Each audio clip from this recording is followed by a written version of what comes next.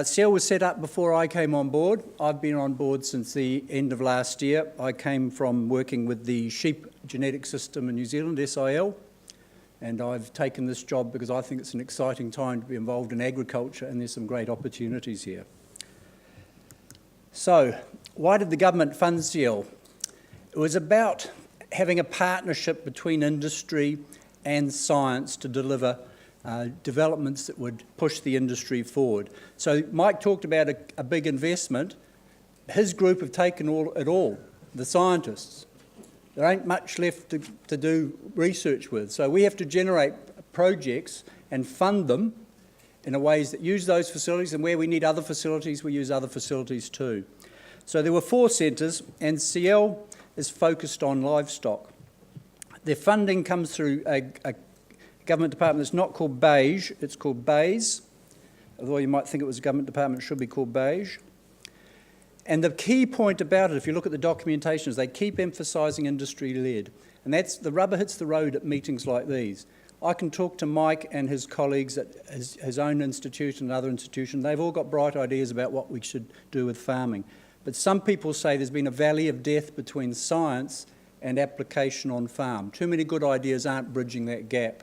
And that is where I'm understanding the government is wanting to stimulate these public-private partnerships, basically industry. And industry isn't just farming, it also is the people who buy and process your meat and the people who retail it and sell it. It's the veterinarians who provide you with animal health products. It's the feed companies that provide you with feedstuffs for optimal performance of your livestock. So the government expects industry to co-fund innovation work, not entirely. We can look for public money as well. But there is very much a thought that you are actively involved, both in setting the direction of the work, and some of your investment will be through in kind. You'll be providing access to your data or letting people come on farm and do things with your stock in the case of CIEL. So CIEL's partners, it's across the supply chain. We don't have consumers yet, but it's also looking at the various stages of that supply chain and where we can share data and exchange. And some of the other speakers are going to develop that further. We've also got science and academic partners. You can call them universities or private research institutions, public research institutions. And the key thing is innovation, that innovation coming from partnerships. Seldom does an innovation come from just one group. It's often the interactions between different players in the marketplace and in the supply chain. So the opportunities are, by coming together, we can share costs as well as benefits. Someone might have a bright idea for a project, and we might be able to bring other groups in industry together, and we're here to help facilitate that. We're here to help bring in funding. We're here to help apply for when we want public funding from government, and to make that easier for people to get a bit daunted by the task of coordinating all that. One of the key things about it is it'll show the government the industry is joined up when we come up with these projects. So these are some of our industry partners. Some of you will recognise these names from across the industry. So we cover from feed companies to food retailers to veterinary companies. And we've got the British Society of Animal Science and the Industry Association, which is companies aligned with it. And we've got some food and meat processing companies. When it comes to our academic partners, we've got some of the leading animal research groups in the country, and others are in the process of joining. So the CIEL's purpose is about this thing about joining up science with livestock. And I know some of the scientists have got very good links with some of the groups in the livestock industry. We're not here to take over. We're here to help and try and lift the game and provide more investment so that these good ideas can get a bit more horsepower behind them. So we want to go through the supply chain from production right through to food retailers. At the moment we don't have consumer representatives, but we can say that to a certain extent the retailers are reflecting some of the consumer perceptions with these signals they're giving us about production systems and the products. And then we want to say, how can we bridge that gap and get innovation? So it's not just about talking to each other, it's about getting a new idea that makes a difference in your business. In your case, it might be on farm or in a breeding program. It might be in the case of a feed company providing a more optimised nutrition or system that allows a farmer to better utilise the feed and optimise that for the production they're getting from their animals. So it's a good idea just to remind us, and an ex-colleague of mine, when I used to work for SAC with Mike 15 years ago, there was a fellow who worked for what was then MLC called Chris Walker, and he's got a very neat summary about what research and innovation are. And research is, you have pounds, you spend it, and you end up with more knowledge. Whereas innovation is where you use that knowledge to make more money. So this is, I think, is quite a good way of splitting between the two. So some of the science we've been doing is generating some great knowledge. How do we turn that into an innovation that industry will value, be they a feed company, a retailer to do with a meat product that lasts longer or has better sensory attributes for the consumer? Or is it something that we can use on farm that makes a difference and makes your business more efficient and more profitable? The key point about this is what true innovation is. True innovation is when the idea actually gets picked up. So it can be a smart idea, and one of the things we can sometimes fall down with ideas is we don't have good, what we now call knowledge exchange. It used to be called technology transfer and extension, but it's now called knowledge exchange. I like the knowledge exchange name better because it's about both sides talking to each other to work out how it'll work, and that's where innovation will happen, when you both think you've got something that's going to deliver value. So true innovation will only occur when we see this picked up and used widely. So it's not just about smart ideas, it's about actually seeing it being used. So in terms of joining up the supply chain, we've got lots of different members. Obviously, this meeting is very focused on genetics, and genetics always claims the moral high ground by saying we're the first link in the chain. It all starts here. As an ex-geneticist, I'm happy to push that. But as I was saying to Mike just before the meeting, genetics is about 20%, it's 80% other things. So we must remember it's a package. And when it comes to some farm problems you might see, there'll be part of it might be a genetic solution, part of it might be another solution. So it's packaging things together. There's a genetics thread to this, but there's also a nutritional and an animal health thread to solving this problem. Improving meat quality, those sorts of things. The other thing about joining up the supply chain is the value of exchanging data between different members. And I know this is a sort of a new thing. It certainly was in New Zealand where I've just come from. But we now have the opportunity to do smart things with data and put that information in the fingertips of the business person. So in your case, if it's a farmer, as cattle breeders, what can we do where we aggregate data, and some of that's your data, and you get a very quick summary back about telling how your data performs relative to the great amount of data out there that's comparable. There's some very powerful tools we can do there, and the commercial and retail industries have very much got on board with having secure data. Banks and the commercial industry wouldn't be putting data into big databases if it wasn't very secure. We can address that. It's just a case of how we do it to address what your needs are and your concerns. And I know that's going to be taken up by another speaker. So our aim in terms of CIEL is to redefine best practice for livestock. So obviously genetics and feeding are very big things. They aren't the only ones, but I put them at the top of my list, feeding and genetics.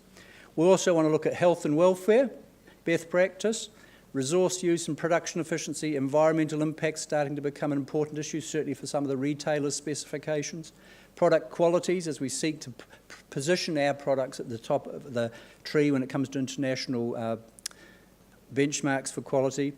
We're also seeing human nutrition as health as being important, and we've got this idea about data exchange. What's the most efficient and the best way to do this to get the value but satisfy all these other needs? The cattle industry faces some specific challenges. Feeding is one. The longer you feed animals, you know the less efficient it is. Yet at the same time, the meat company wants to get animals throughout the year. So there's some optimisation that needs to come. There's some smart ways of using feed properly, combining that with genetics. How can we make a more efficient package rather than treating nutrition, genetics and animal health as separate things to do?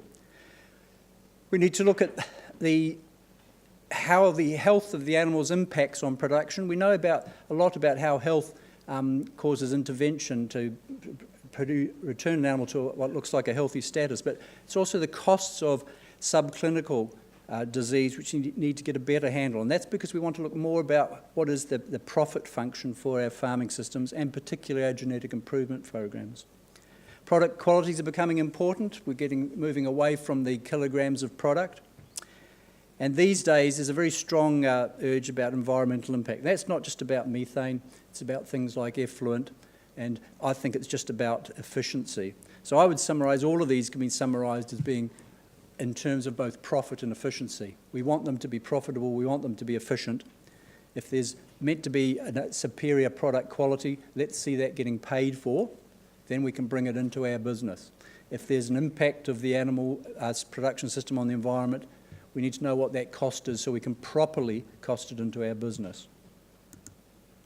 The science solutions, we've got lots of splendid scientists around, some of whom are in this room, and they cover lots of disciplines. But the point I made before, that sometimes a problem that's seen on farm or in a processing might not be just a genetics or just a nutrition thing. So we need to look at the blend of these and synthesise projects that give us a better balance of the appropriate way to respond or the different ways we can respond to solve particular problems or to enhance our systems. So efficient cattle production is pretty simple. Good genetics, good feeding and good management. I don't think anything falls outside those. If we're doing that, the system's sustainable and it should be producing a good product that's of value to our customer.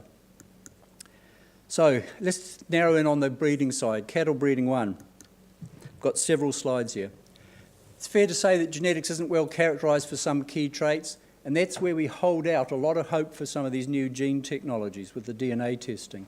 Traits that are very hard to measure or that are manifest very late in life. We want to be able to predict which animals are going to be best to breed from early in their life. So being able to predict that, the DNA tools are going to provide some options there. They may not be as simple to use as the first thought, and lots of evidence is suggesting that is the case, but we need to keep pursuing it because they're worth going for. There's been a very big historic focus on productivity, and I know in my immediate past experience in New Zealand, it's very hard to people get past a big animal when they're selecting for growth. It's got to be the biggest animal in the pen, and even though the smallest animal has the highest rating, genetic rating for growth, it's pretty hard to see past the fact that it's a small animal. So we need to be thinking about what efficiency is. It's not just about size. Of course, the downside of that is the most efficient animal could be a small animal. So what's the value of size itself? And I'm sure the meat industry can give us some steers on that with some stronger market signals. The information flow is limited across the supply chain. So at the moment, you've got a processor who accepts prices from a retailer and passes you on the price they pay for you. But how much do you know that that's a very transparent process? It probably isn't because of the nature of their business. Can we share information that gives you a better feel for benchmarking of your own animal performance and also how that relates to the value of those animals in a production system? Again, I reiterate this business about sharing information. It's something that's been brought up by the agrometric speaker, but I think it's something we really need to grasp the nettle on and think carefully about how we can make it work for us. Science not always being well connected to industry. Well, I guess this meeting in some regards is an example of where science has been well connected. But what we want to do is turn more of those ideas into projects and help you do that.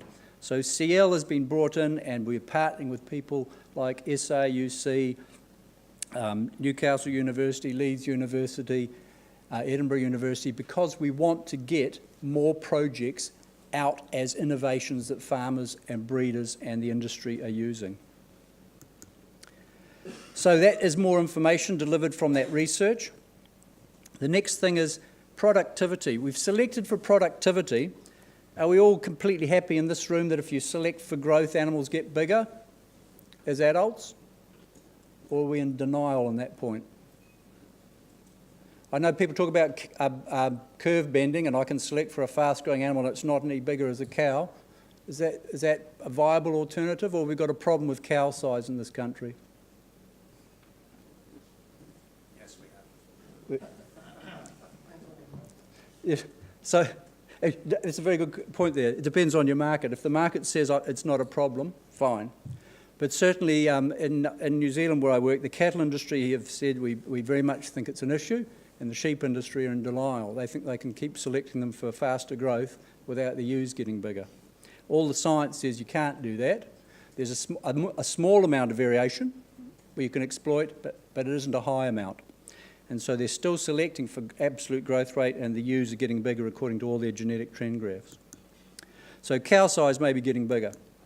Efficiency is the thing we need to be chasing. I'm not completely familiar with all your selection indexes, and I look forward to finding out more about them. And you'll see at the end of this slide why. The other things we want to bring in are product qualities. We want healthiness. Body condition score, it's a very important thing. It's only recently come into the mix in the New Zealand breeding industry, but it's a very important measure of how well the animal is doing and its ability to sustain its production. And so one thing that we need to be thinking about and looking at how well you've got it defined is productive longevity. It's not longevity itself, it's being able to produce and sustain that production over a long period.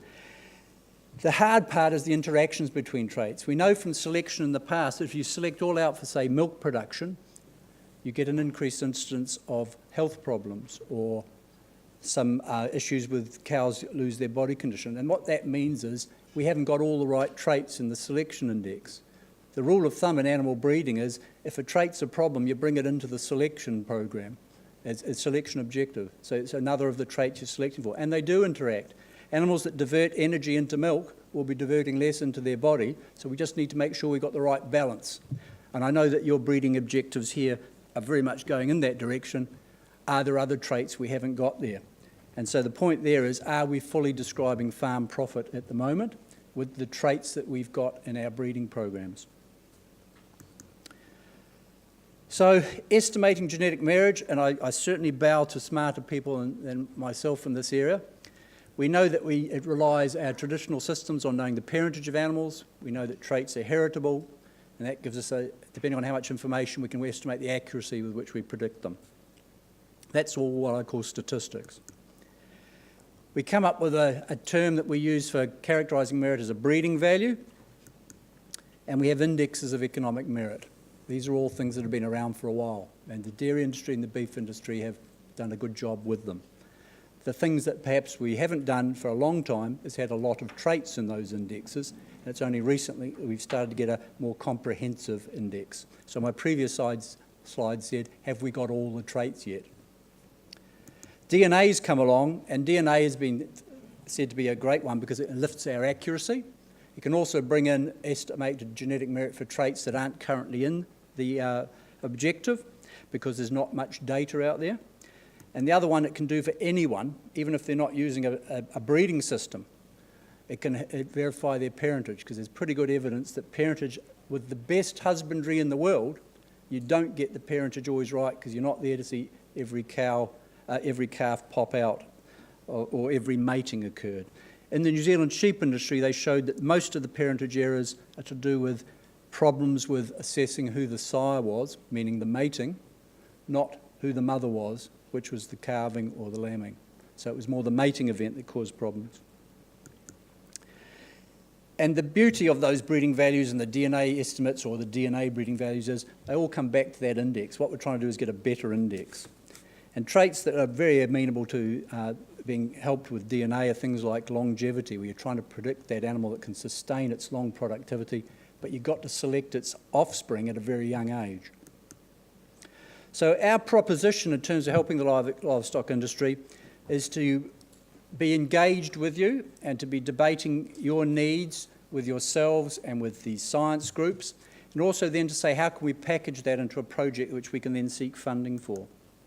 We want to broker those deals for you so that we get innovation providers, you could call them researchers if you want, and innovation users, which is yourselves. I prefer to think that you're all involved in the innovation because you're interacting with the scientists saying that won't possibly work and why aren't we measuring that? That's part of the same process. And I think we can easily cross that valley of death, as they call it, between science and industry. So part of our job is translation because some of you will have talked to scientists who've discovered it from a different planet. I've been there, trying to assert my ability to talk to real people like yourselves. And the key one is the practical outcomes that are valued and used widely. That's the true innovation. So what is it you need? How can we do that? What is it you will value most? That's what we should target. We can also help source funding through both looking at other people in the supply chain who say, yeah, I think there's value in having the genetics that goes into our retail trade, having these attributes and seeing if they can contribute funding, and we can look for public funding through government sources. We also see there's a role for us in lobbying government about what some of the needs are for industry that might help set up some future funding streams. So how can CIEL help cattle breeding? We want to know what it is that you're interested in and what things you're seeking to make your systems better or your products that you produce better. And if you join CIEL, because we have a membership system, you can have your voice heard and be part of that system, and we can promote it. So things like the cattle breeders could join as a group, and that would give membership to the different breed societies. Thank you.